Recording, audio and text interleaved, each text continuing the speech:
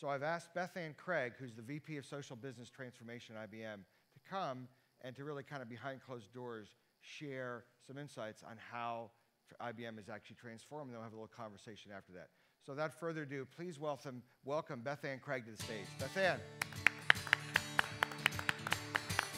You need a mic or are you good? Okay. Excellent. All right. Enjoy. So good morning, everyone. Thank you for having me this morning. I am going to share a little bit about IBM's transformation to become a social business, and it won't all be about marketing. We actually look at the idea of transformation as going across our whole company when it comes to social. I've entitled this Enterprise Transformation Through Social Media. Sounds a little stilted. We actually just refer to this as social business. We don't really focus on it from a media perspective, although like many companies, we actually started with marketing. And it came down to a very simple equation, and that equation is which of these two things has more surface area? And they even give you a little formula down at the bottom to say how you would calculate that. And the whole point here is that it isn't about one voice from IBM talking in the marketplace. We actually get much more presence in the market if we can leverage the more than 400,000 people who work at IBM. The marbles, just so you know, have 300% more surface area. Not being a math major, that was very important for me to include in this presentation. So as I mentioned, this is not about social media for us. This is really about our business goals and leveraging social because the IBM brand is experienced through the IBMer. More so than anything else, that's how you know what IBM is about. It's not that we advertise on major sporting events per se, it's about the individual interactions that people have with these more than 400,000 IBMers. So a couple of years ago, we were challenged by the very top of the organization. How do we go faster? What else should we be doing in the area of social? Marketing had long been present in the social media space. As with most companies, that's usually where it started. But when we started to look at this from how do we get those 400,000 IBMers engaged, it became a very different endeavor that we embarked upon. So the viewpoint was that if we can engage our employees, if we can have engaged employees who are engaging with our clients, who are literally engaging with each other, that will in turn drive more innovation.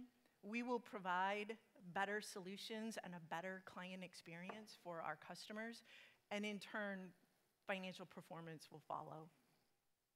So our mission was that we needed to engage these employees so they understood our strategy. They understood where we were taking the business. They understood what we had to offer. If you can imagine having a globally dispersed team of 400,000 people, it's hard to have those one-on-one conversations, but social is key to us being able to have those very deep level conversations. And I'll explain to you some of the applications and things we do to do that. We wanted engagement between IBM and our clients. And this is just a new social expectation that is out there in the market. People expect to be able to get to us via social tools, whether it's from a marketing perspective and a product perspective, or whether they just have a question of us as a company. So we started with this, as I said, in marketing. They've been at this for a very long time. They actually embraced it early on. In fact, our social computing guidelines were started by some of our earliest bloggers. People were out there. People didn't really know what the boundaries were. They didn't know what IBM wanted them to do. They didn't know if there were going to be rules around being social. And so we asked the people who were blogging at the time, help us create some guidelines. Help us set some boundaries. We don't want to dictate. We want people to be free to use these social tools in the way they see fit. So the bloggers came together and they used a wiki to create these social computing guidelines. You can find them if you just go out and do a Google search. We share them freely with our customers. Many of our customers ask us, what's your rule book? How do you tell people what they can do and not do in social media? The rules are basically common sense. You can't put company confidential information out there, and pretty much tell people that your opinions are your own. But other than that, we certainly encourage people to use social. Now, in order to get the most out of these 400,000 plus IBMers that we have in the company, we needed to create enablement, obviously. We did this in a way that addressed different people in the company. Not everyone is out there blogging, and heaven forbid we had 400,000 people out there blogging every day. There'd just be a lot of noise in the marketplace. But what we did was created enablement for hundreds of thousands of IBMers, and then we started to bring that into more targeted programs. People naturally kind of self-select. They create blogs, they go out there, they talk about the product area they work on, they talk about the part of the industry. We have a lot of scientists in IBM, and they like to voice their opinion.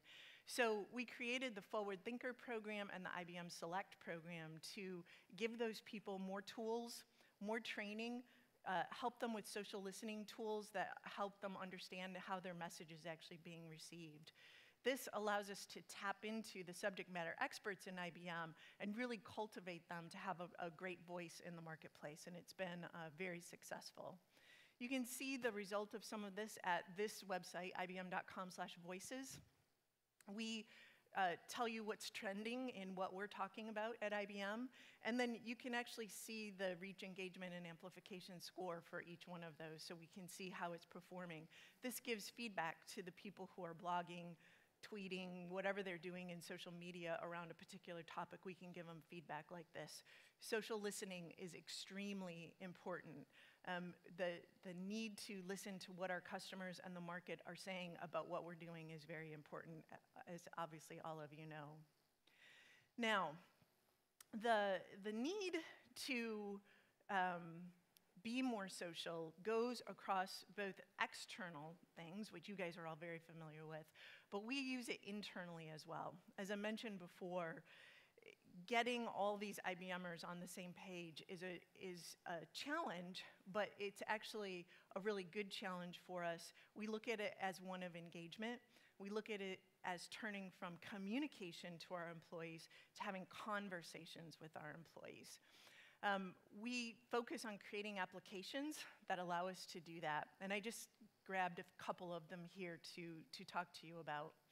We use it in HR when we onboard, and actually when we recruit people to IBM as well. We use social tools. We have created a community called the New to Blue community. We invite future employees that we've extended an offer to. We invite them into this community. It's a way for them to ask questions. It's a way for them to meet other new employees at the company. It's a safe place to ask questions. We put experts in there who can talk to you about things like benefits or how much vacation time do I get. There's no rules around what you can ask in there. There's no dumb question.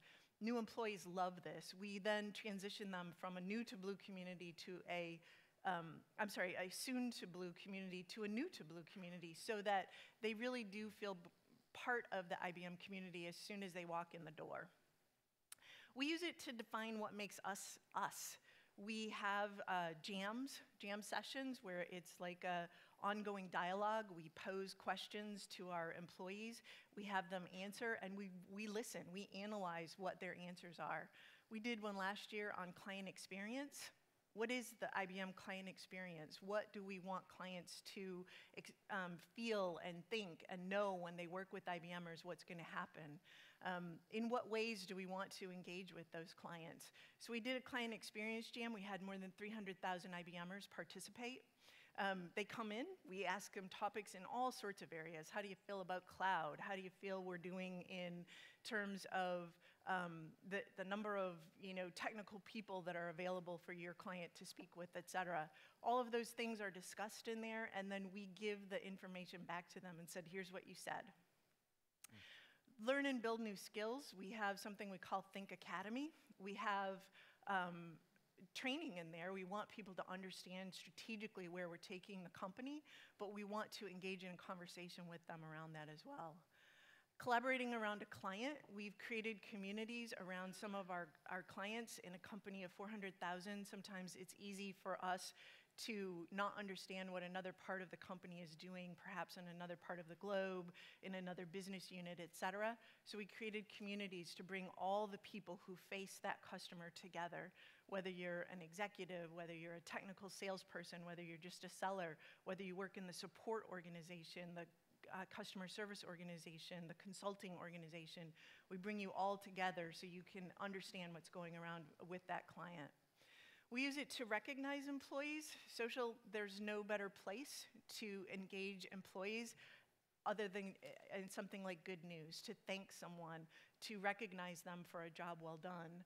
We can treat these as teaching moments. We had a great sale in a new area that we've entered into in the marketplace. We can go out and thank a team for helping a client get to the right solution, and that the network effect of that actually teaches employees around the globe. And we use it to inspire each other. Storytelling is a big part of what we like to do. Storytelling obviously creates a learning moment, but it makes people feel good and allows them to engage in a two-way conversation around that. So what did we learn from this? Embrace it. New social norms are emerging and they're expected. They're expected in the employees who are entering IBM, and it's expected with the clients that we work with every day. Very few customers are going to meet with us without looking us up on LinkedIn. Most of the IBM employee population is on LinkedIn. We keep our LinkedIn profiles up to date. And we actually give people help in how to put yourself out there on LinkedIn. How do you explain what your expertise at IBM is? We do it with our internal social platform as well. In a company of 400,000 people, I can guarantee at least once a day you're looking up someone to figure out who they are, where they work, what division they're in, could they possibly help you. We actually created an expertise app to be able to say, who is Bethann Cregg and what does social business transformation mean? What do I do in this company and how can I be of help to you? How do I like to communicate? Where can you reach me? Can you reach me on instant messaging? Do I prefer, a phone call? Am I on the road all the time? And then you need to help people be smart, social, and secure is the other thing. People like to know what the boundaries are. They're thrilled that we encourage them to use all the social media that exists out there, but they want to know what the guardrails are on that. You need to involve leadership. That's another thing we learned. Just because you give people the tools doesn't mean they're going to use them. People expect leaders to engage. They expect to say, if I offered up my opinion, do you, as the leadership of this company, care? It isn't communication anymore, it's conversation. So we have created social coaching programs for our executive team to get them more comfortable. When you are at the top of a company, many times you feel like your job is very confidential and you shouldn't be talking about what you know, because you know about all sorts of things. You know about companies we're about to acquire, financial information, et cetera. So many executives come to me and say, I can't really be social. I can't work in the open because of what I do here at the company. So we help them with coaching to figure out where they can go out and engage their employees, where they can engage with customers, et cetera. And then embedding it in the way you work. Those applications that I just talked about, they're truly applications. We focus on things like a mobile experience, a great user experience, how we can make it just part of the workflow and not a separate tool that people go to use, but just part of how they do their everyday job. It helps them understand the business value, and it helps them understand where and when to use the tools, because that's just the way we do it. So those are some of the things that we've learned in about the last year. I know we just have a few minutes. I'm happy to take any questions. Sure. Come join me on this. Okay. Round of applause here. Bethann Cregg. Thank you very much. Excellent. Great. So a couple questions. Sure. First, how do you get the employees? So the tools sound great, right? The collaboration tools, the client experience, et cetera, et cetera. How do you get the employees to actually use them? Because I remember back in before you were born, when I was back in IT and stuff, but you'd have these programs, not social, and then people would stop participating. How do you get people to use these collaboration around a client and some of these tools? So I've been in this job for about a year. And before that, we didn't have a person to run social business transformation. And it was a lot to address that very same thing. Many people would say, well, I created a community for my department, and we put a whole bunch of content in there, and 3 months later, nobody came back. Nobody participates. So we looked at this from a company-wide perspective. I mean, we know there are people who sort of naturally take to being social. They're comfortable creating content. They're comfortable putting themselves out there. They were sort of naturally drawn to it. And then you have a group of people who sort of tiptoe around the edges, but then they maybe go away. The biggest thing I would say there is we try to focus on behavior, and the way to get them to behave the way you want them to is to make it matter. When people tell me I created a community and after 3 months nobody comes anymore, I always say, why'd you create it? And they say, well, because I run a department. And I say, but why did you create it? What did you want to have happen in there? You have to have focus. You still have to have purpose. Just because you put the tool out there doesn't mean that magical conversations are going to happen. How have you, as the leader of that department or that division or that project, how have you gone out to engage with the people that you want to come in that community? And after you have them engage, have you given them anything back?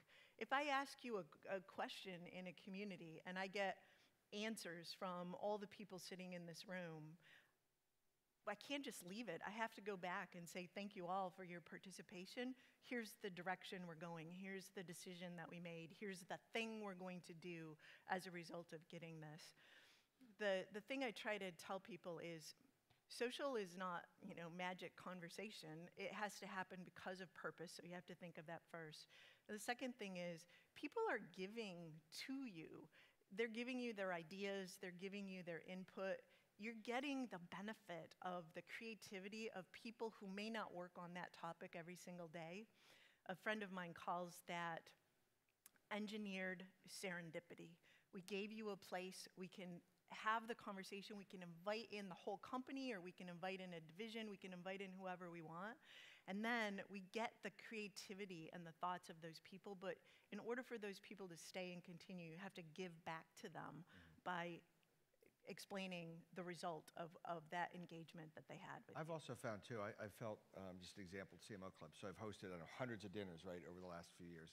And I feel like I know more CMOs, more about CMOs than anyone. I mean, just my view, right? And it still amazes me every time I think I'll come up with an idea and say, oh, let's do this piece of content or this new program. It takes an Eileen, it takes a Pamela, it takes a Kim or whoever to say, even though I think they say, no, this is what we need. And they're always right. So it's interesting. So I think it's the second point, too, is keeping them, having them involved in the development of it. Cool. Any questions from the audience? Any brilliant questions? John, oh, by the way, introduce yourself. You weren't here yesterday.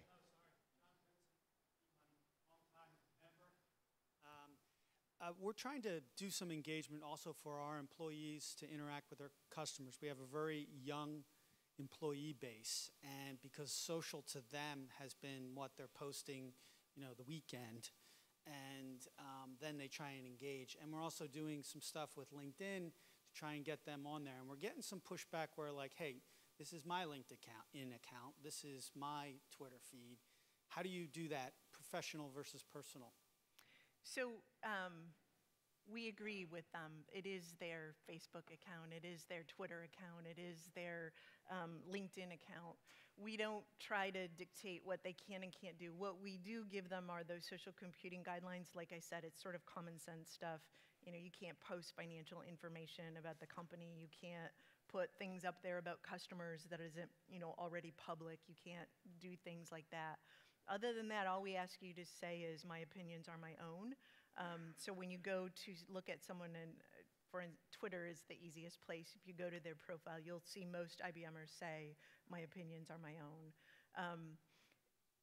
I think our personal lives and our business lives are blending. I mean, I know what all my friends are doing on Facebook, where they're traveling for business every day, where they're having dinner. Can we hook up in New York City because we're down here on travel? So I think it's almost impossible to separate.